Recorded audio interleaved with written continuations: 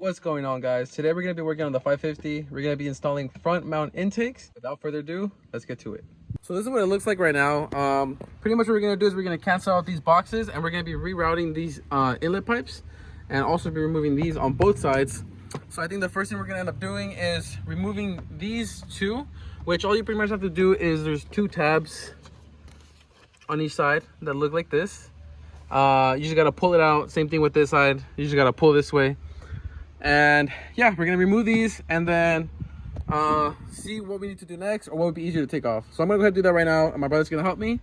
And on this side, I'm also gonna be removing this hose, which just push these two clips right here. This one will come out, and same thing on this side. You can remove from this side, or you can just move it out of the way just to have enough space to get this out of the way. Since we have both of these sides off now, it's gonna look like this. This one I was actually just able to unclip from this side and just move it out of the way. So you don't need to remove it from this side if you don't want to. Now what we're gonna do is we're gonna remove, we're gonna loosen up this bolt right here and this bolt right here to loosen up the clamps on both sides. We're gonna disconnect the mass airflow sensors on each side, and you're gonna be removing these clamps right here to loosen up these grommets holding onto the air box, and then we'll move on to the inlets on both sides. So let me go ahead and do that now. So now we got both air boxes removed. Now we're gonna move on to removing the charge pipes. The charge pipe will be held on by a T30 on both sides. And just the flathead on these clamps right here. Just make sure you don't lose the bolt or the clamps on these sides, because you know you're gonna be stuck. So just go ahead and remove these, and then we're gonna work on removing these inlets. We were able to loosen both of these hoses from the inlets.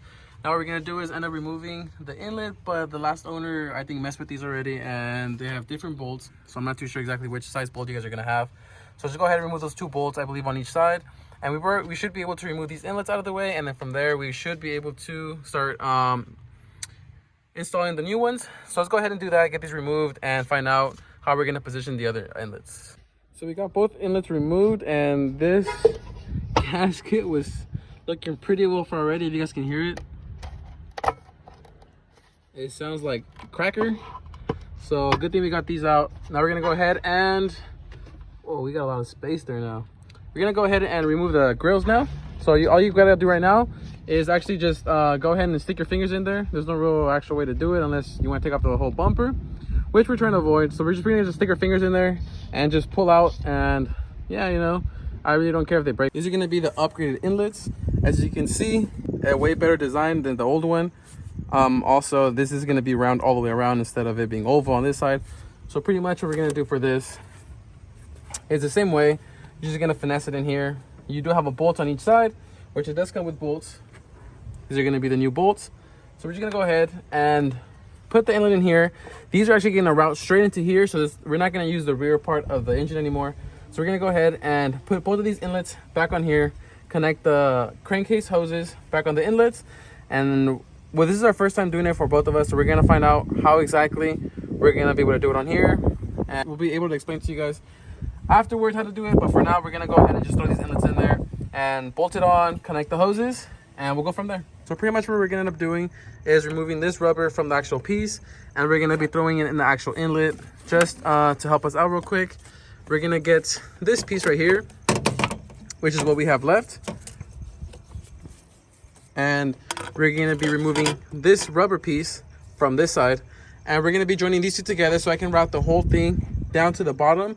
So at the end, all I have to do is just add this to this instead of having to add both these together in this area down here. So I'm just gonna go ahead and put this piece right here, put the clamp on this side, then join these together, put the clamp on this one right here, and remove it from here. And I'll just end up routing this whole thing down, and then we'll end up doing this at the end.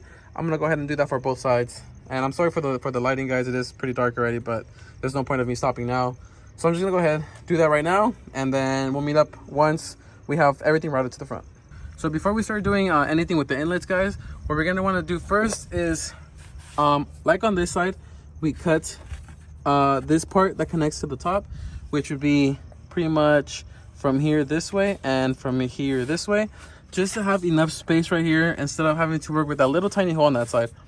And then from there, this was already kind of loose right there. You'll have all this space to have.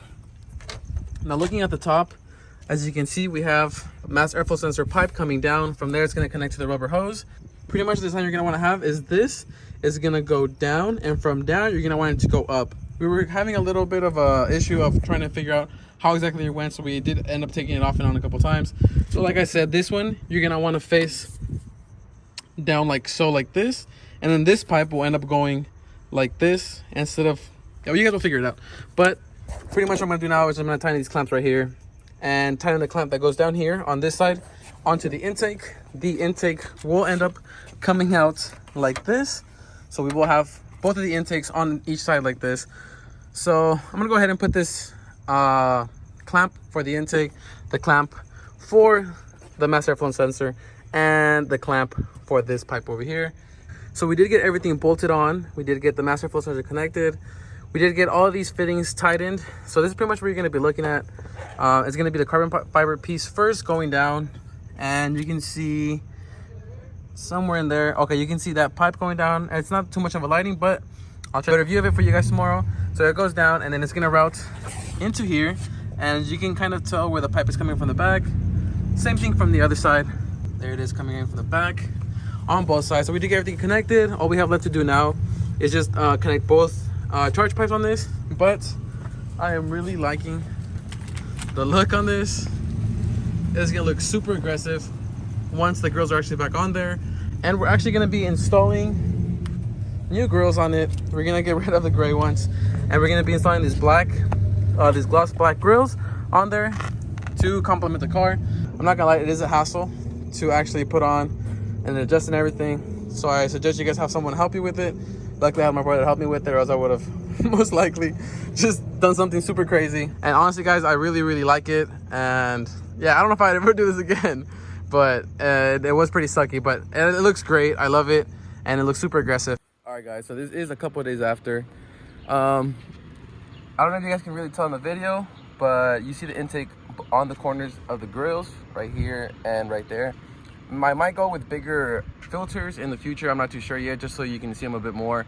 But as far as cooling the car, it actually just keeps it probably like no more than like, I want to say 5 degrees higher than what the outside temperature is, which is actually pretty nice. And as far as the inside of the car, this is what we're looking at. Obviously you see the carbon fiber as soon as you open the hood, and that's actually pretty dope, and I really like that. As far as the back on the crankcase hoses, you know, we just use regular, I believe those are like water, just to make sure the air is going all the way through on the crankcase. And yeah, that's pretty much it. It looks super dope. It's actually really nice. The filters, I feel like they could have been a different color to stand out more, but I mean, it's not a big deal. The grills actually made a huge difference on the car. And here's Anthony's car in case you guys want to see a little update on it. I don't think he's done anything to it yet that I'm not supposed to show you guys. But this is Anthony's small, ugly little brother. And yeah, I mean, in general, guys, I really like how it came out. I just feel like it looks way more aggressive with the black grills, and especially with the intakes in the back. All right, so there you have it, guys. Please don't forget to like, comment, and subscribe. And yeah, see you in the next one.